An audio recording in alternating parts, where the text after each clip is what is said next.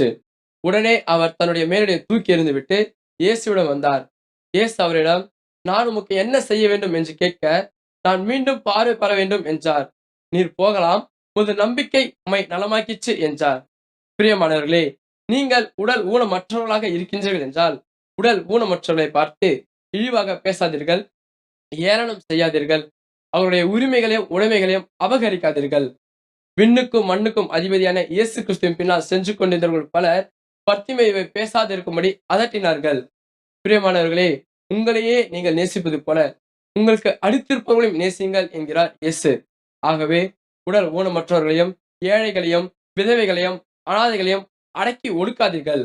அவர்கள் இயேசுவிடம் வருவதற்கு நீங்கள் தடையாக இருக்காதீர்கள். நீங்கள் கை கொடுத்து உதவி செய்யவில்லை என்றாலும் அவர்களுக்கு உபத்திரமாவது செய்யாதிருங்கள். உடல் உள்ள ஆன்ம நோயினால் பாதிக்கப்பட்டு இருப்பவர்களை இயேசுவிடம் கூட்டிக் கொண்டு வாருங்கள். இயேசுவிடம் நம்பி